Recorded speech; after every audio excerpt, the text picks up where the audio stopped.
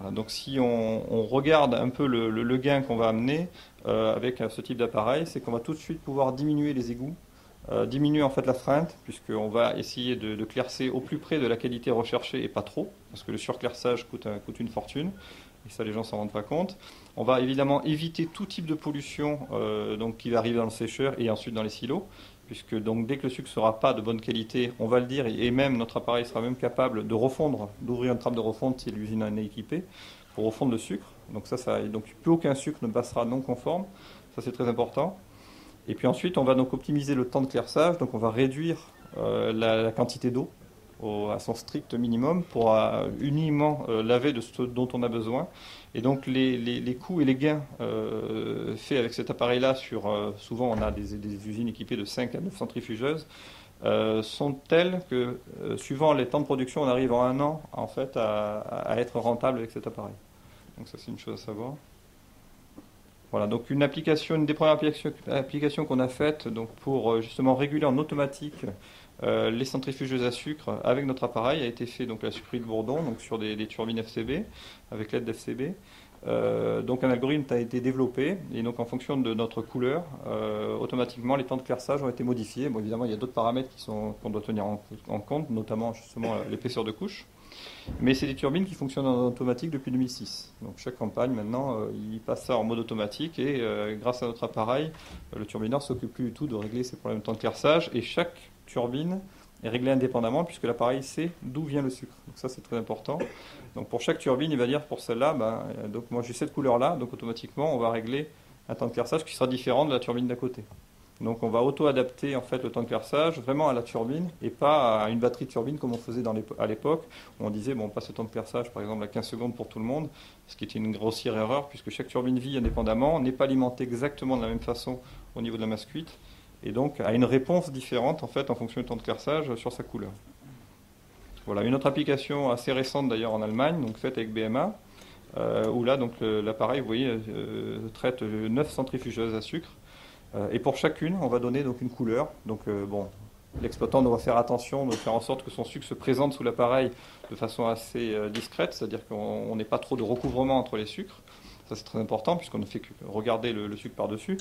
Mais il n'empêche que grâce à ce système-là, la production maintenant est d'une stabilité parfaite. Et le client peut justement réduire énormément ses coûts puisqu'il va se placer près d'une valeur de couleur qui est très très bonne en ce qui concerne la qualité, mais pas trop non plus. Et en même temps, donc chaque turbine va être utilisée vraiment de façon optimale. Donc pour revenir un peu à l'appareil, donc l'appareil se présente comme ça. Donc vous avez vu la tête de mesure qui était positionnée sur les zones de production, on va y revenir. Et donc en salle de contrôle, on trouve un logiciel donc, qui a deux écrans, ou parfois sur certaines applications un seul écran. Et sur les deux écrans, on retrouve donc un écran avec toutes les courbes, tendances qui vont caractériser chaque turbine, plus une tendance générale qui va donner une idée de la couleur du sucre sorti sécheur. Et un deuxième écran où on va voir l'image en temps réel du sucre avec s'il y a des détections de tâches. Les tâches seront mises donc en évidence par des carrés rouges qui vont clignoter autour. Pourquoi? Parce que ces détections de tâches peuvent aussi mettre en évidence des problèmes inhérents à la turbine. Donc on a des alarmes en fonction du nombre de tâches, de la taille des tâches, qui sont aussi en plus de la couleur générale du sucre. Et cet écran-là, donc l'écran avec l'image du sucre, souvent est cloné et émis à d'autres endroits dans l'usine, notamment à côté des turbines, par exemple pour les turbineurs, quand il y en a encore. Et donc c'est des écrans qui sont facilement déportables pour justement faire en sorte qu'ils soient le plus optimal possible pour une utilisation de la production. Donc si on regarde l'écran principal rapidement, qu'est-ce qu'on donne comme information? On donne d'abord évidemment le profil en couleur du déchargement. Donc on peut voir en temps réel la couleur varier pendant que le sucre de la turbine passe sous l'appareil. C'est très important. Ensuite, une fois que le sucre est passé, chaque point de ce graphe va être une moyenne du passage, parce qu'il ne faut pas oublier que là on travaille sur du batch. Chaque fois qu'une turbine décharge, on la contrôle et ensuite on donne sa valeur moyenne. La valeur moyenne, on la retrouve dans ce graphe-là. Donc là, l'exploitant peut voir comment en fait la turbine se comporte. Donc là, c'est une application sans régulation. C'est pour ça que chaque turbine vit sa vie au niveau des tendances. Une application avec régulation, les tendances sont quasiment plates, puisque c'est là on va réguler. Et donc là, vous pouvez voir aussi donc, des alarmes. Vous voyez, il y a un rectangle qui est passé orange parce que cette turbine-là est limite. On est passé déjà dans une zone de préalarme. Donc là, ça peut être que indicatif ou il peut déjà y avoir, l'appareil peut déjà faire quelque chose par rapport à un contact, par rapport à ce qu'on veut, sachant que nos appareils sont aussi bien, travaillent sur à peu près tous les bus de terrain existants ou ont des entrées-sorties logiques et analogiques classiques. On s'adapte complètement à l'usine du client. Voilà, donc là, une tendance globale de la production qui est calculée sur toutes les turbines, tous les sucres de turbine qui passent. Donc c'est ça qui va donner une idée à l'exploitant de la couleur générale de son sucre qui est en train de partir dans son silo. Donc toutes ces informations-là sont historisées sur toute la campagne. Ça, il faut bien le savoir. Donc il y a une traçabilité complète de la production. Donc en cas de réclamation client, on peut revenir à la journée qui ne va pas. Donc bon, là, on voit évidemment sur quelle centrifugation on travaille. Et on a aussi une mesure d'épaisseur de sucre, ça c'est très important, puisque donc l'appareil ne doit pas être faussé, mais en même temps avoir aussi une idée de l'épaisseur du sucre et pouvoir détecter s'il y a des recouvrements. Donc on a un système à ultrasons qui vient aussi mesurer l'épaisseur de sucre. Donc voilà. Donc le deuxième écran, vous le voyez ici de près, va ramener les dernières informations de couleur des turbines et en même temps va présenter le sucre en temps réel. On va le voir bouger, avancer. Et en cas de problème, va mettre en évidence ces problèmes-là et va générer des alarmes si les réglages de seuil d'alarme ont été bien faits.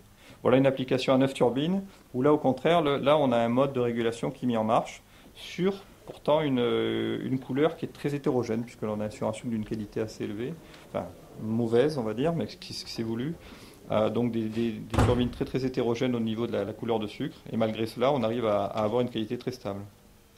Voilà, donc la particularité de cet appareil, si vous voulez, par rapport à des appareils classiques, c'est qu'au lieu de travailler sur une toute petite mesure sur le sucre, donc un petit spot, on va au contraire considérer toute la largeur du sucre pour être le plus représentatif possible et ne pas manquer sur la production de passage de sucre roux à droite, à gauche. Et ça arrive souvent. Bon, on ne travaille pas en profondeur, donc on va faire qu'une mesure surfacique, ça il faut quand même bien le comprendre. Mais malgré tout, on est beaucoup plus représentatif qu'une mesure ponctuelle. Et alors ça induit évidemment des problèmes de prise d'échantillon, puisque c'est des appareils qui doivent être évidemment calibrés. Donc c'est moins facile d'échantillonner un appareil comme ça que d'échantillonner un appareil qu'un petit spot, puisqu'il suffit de prendre le sucre derrière. Là c'est beaucoup plus difficile à échantillonner, mais in fine on se retrouve avec quand même quelque chose de beaucoup plus représentatif et qui fait quand même la différence. Donc là vous avez quelques idées de l'analyse d'image que nous faisons. Donc première passe, on enlève les parties du convoyeur qu'on détecte dans l'image, si jamais il y en a, pour pas tromper la mesure. Deuxième passe, on va détecter s'il y a des taches de sucre roux et on va les quantifier. Troisième passe, donc on va faire une mesure de colorimétrie très fine du sucre blanc qui reste ou du sucre roux, puisque cet appareil peut être aussi adapté sur un sucre roux. Et cette mesure-là, évidemment, est corrélée au laboratoire du client. Donc un autre intérêt du traitement d'image, c'est l'historisation des images et des vidéos. Donc en cas de défaut, on va historiser la séquence vidéo de chaque défaut. Donc l'exploitant peut revenir et voir par exemple qu'est-ce qui s'est passé cette nuit, on a eu des pics de couleurs, il va voir carrément la vidéo de ce qui s'est passé. Il aura une bien meilleure idée du type de problème qu'il a eu que juste en essayant d'analyser des courbes. Donc ça c'est un des points forts. Donc voilà, donc après on obtient, donc c'est des caméras qui sont calibrées d'une façon spécifique, qui nous est propre en couleur et qui s'auto-calibrent en fait à chaque image, ce qui nous permet d'avoir une très bonne corrélation avec le laboratoire du client et une très très bonne précision. Donc ça c'est à savoir. Donc un appareil qui peut se mettre sur tout type de convoyeur, donc on a des applications sur plateau vibrant, sur bande transporteuse ou sur vis sans fin, on en a par exemple à la Cozumel au Maroc. Et aussi, on a aussi des applications évidemment sur sucre sec. Donc voilà, donc pour finir, j'espère que je ne suis pas allé non plus trop vite, mais pour finir, avec ce type d'appareil, on va faire beaucoup de choses puisqu'on va pouvoir optimiser sa production. On va aussi réduire ses fréquences de mesure du laboratoire, puisque le laboratoire sera moins sollicité puisque cet appareil sera là en permanence. Donc l'exploitant, au lieu d'attendre sa mesure laboratoire, il va avoir sa mesure en temps réel, donc c'est quand même beaucoup plus intéressant. On va permettre justement d'éviter donc tous les problèmes de pollution. Ça c'est très important aussi, donc plus besoin d'avoir quelqu'un en permanence qui vérifie le sucre qui passe. L'appareil le fait en temps réel, jour et nuit, sans être fatigué. Ça c'est important.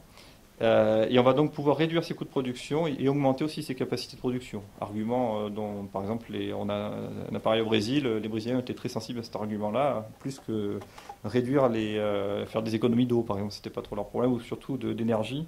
Eux, ils voulaient produire plus. Bon, avec ça, ils peuvent produire plus, en fait, puisqu'ils vont refondre le moins possible.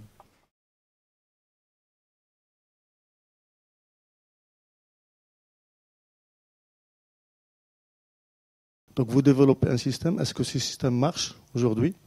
Est-ce que vous en avez fait les premières évaluations? Aussi une indication sur l'encombrement. Parce que c'est vrai, on a vu c'est un petit appareil, mais quel est l'encombrement réel? Et une idée peut-être sur le coût. Merci. Voilà, ça sort des choses. Alors, en ce qui concerne la granulométrie, donc nous avons pour l'instant fait que des tests. Bon, c'est un appareil qui fonctionne déjà dans des usines de carbonate de calcium. Donc déjà au niveau de la partie industrielle de l'appareil, donc il est déjà validé.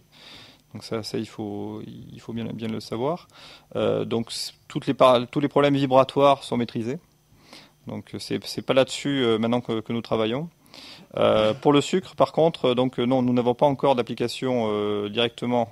J'ai essayé de vous le montrer, mais je suis pas trop à l'aise avec cette marque donc nous n'avons pas encore d'application en sucrerie, mais ça ne saurait tarder, puisque donc nous sommes donc en rapport notamment avec Cristal Union, hein, qui sont prêts à faire des essais. Et aussi évidemment voilà la Cosumar, hein, donc qui sera prête aussi à faire ça. Donc non, nous attendons de finir nos validations laboratoires, hein, puisque nous essayons un nouveau type en fait de tamis qui sera beaucoup plus simple en fait à changer en cas de, puisque en un seul tamis nous avons toutes les toiles. Et donc là nous faisons des essais de validation. Et dans tous les cas toute vente ne se fera pas s'il n'y a pas une réception déjà chez nous avec le produit du client, puisqu'après l'appareil, qu'il soit chez nous ou qu'il soit chez le client, du moment que les problèmes vibratoires sont maîtrisés, est le même. Les tamis ne changeront pas. En ce qui concerne l'encombrement, c'est comme une grosse machine à laver, hein, ça fait à peu près ça. Donc c'est pas plus gros que ça. Modèle familial, on va dire. Et bon, au niveau des coûts, c'est un appareil qui tourne entre 40 et 45 000 euros. Voilà. Est-ce que la forme du cristal, est-ce que c'est pris en compte dans votre appareil? Lequel? Puisque si vous avez des conglomérats, où il y a des fois nous avons des cristaux en forme d'aiguille qui peuvent passer à travers des trous ou des fentes dépendant de la taille de votre tamis. Est-ce que ça c'est pris en compte? Ça c'est une première question. Et une seconde question sur l'appareil qui mesure la couleur. Est-ce que là aussi la granulométrie n'a pas un effet important? Parce que souvent, la couleur se trouve à l'intérieur du cristal. Donc, est-ce que votre appareil, votre mesure peut venir détecter à l'intérieur du cristal? Alors bon, déjà sur la partie granulométrie, si on est parti sur un système à tamis, c'est justement pour se mettre dans les mêmes conditions que le laboratoire du client. Donc à partir de là, je veux dire, les problèmes que vous venez d'énoncer sont les mêmes pour le laboratoire qui fait foi que pour notre système. Alors que si on était parti sur de la vidéogranulométrie, on aurait eu beaucoup plus de problèmes d'interprétation justement par rapport à la forme des cristaux et aux problèmes d'agglomérat. Donc c'est pour ça qu'on a les mêmes problèmes, si vous voulez, que le laboratoire. Mais sachant que c'est lui qui fait foi, on pense qu'on sera quand même, on l'a prouvé, hein, puisque là déjà les premiers essais le prouvent, donc on est très représentatif. Voilà, donc la technologie étant la même. Ensuite, par rapport à la mesure de couleur, donc la granulométrie, en effet, peut faire un peu varier la mesure de couleur, mais il faut vraiment qu'il y ait des qualités très très différentes. Dans ce cas-là, évidemment, l'exploitant le sait, puisque lui-même, s'il maîtrise sa granulo, donc on peut espérer du moins. Et donc, lorsqu'il y a de telles variations, c'est que l'exploitant lui-même a changé de type de production pour un temps. Donc, dans ce cas-là, évidemment, notre appareil s'auto-règle. Il est mis au courant, puisque donc on a en permanence une connexion avec le système de supervision du client. Donc, dans ces cas-là, l'appareil va changer son type de corrélation pour retrouver une corrélation qui fonctionne sur ce type de granulométrie-là. En ce qui concerne la mesure de couleur à l'intérieur du cristal, comme vous avez pu voir donc sur les courbes, nous utilisons donc des systèmes d'éclairage qui sont très puissants, des systèmes au xénon, d'une puissance assez énorme, dans un temps très court, hein, c'est pour ça que ça fait pas mal aux yeux des gens, ou très peu. Et donc à partir de là, la lumière pénètre énormément dans le cristal. Et on a vu une très grande différence justement avec ce type d'éclairage par rapport aux anciens systèmes que nous fabriquions dans le temps, qui utilisaient des systèmes de lumière assez faibles et qui rendaient l'appareil beaucoup plus sensible à l'aspect, plus qu'à la coloration. Voilà. Donc là, avec ce système de flash, on est beaucoup plus sensible à la coloration qu'à l'aspect. Mais l'aspect reste quand même un facteur qu'il faut aussi gérer. Donc il faut savoir qu'on travaille en colorimétrie, chez nous en tout cas, dans un espace à 3 dimensions. Et donc on a d'autres dimensions dans cet espace, une autre dimension dans cet espace qui nous donne aussi une indication sur l'aspect. Et donc qui nous permet de nous auto-corriger. Voilà. Donc Oui, je veux revenir sur votre tamiseuse. Donc, je suis quelque part surpris, si j'ai bien compris, vous mesurez d'abord le poids de la taille la plus fine. Oui. Au plus gros. Je suis un peu surpris puisque pour les sols et dans la norme ISO et AFNOR, on fait le contraire. Oui, je suis d'accord, mais c'est pour ça que c'est un appareil de process. Mais dans ce type-là de fonctionnement, on n'a pas le choix. Donc on commence par le plus fin et on finit par le plus gros. Puisque c'est le même, en fait, si vous voulez, on part d'un échantillon voilà, qui va petit à petit perdre ses fines, si on peut dire, pour arriver jusqu'à ses refus. Mais ça n'empêche pas qu'on a une très très bonne corrélation. Donc, oui, mais vous pouvez provoquer des fines de cette manière-là. Tout à fait. C'est pour ça que les fréquences vibratoires que nous utilisons sont maîtrisées et on travaille justement, on a un système de variation de fréquence pour faire en sorte que suivant l'étape de tamisage, on ne travaille pas du tout avec les mêmes modes vibratoires en début qu'en fin pour pas justement créer des problèmes de fines par attrition. Tout à fait. Sur le Colobserver, quelle est la gamme de coloration possible, l'étendue de la gamme en ICUMSA? Aujourd'hui, en application, on travaille de 0 à 300 ICUMSA sans problème. Maintenant, par expérience, puisque j'avais déjà fait des applications dans le temps avec un autre système et qui utilise aussi de la vidéo, notamment à La Réunion, on pourrait monter beaucoup plus haut, du style 1000 ICUMSA sans problème.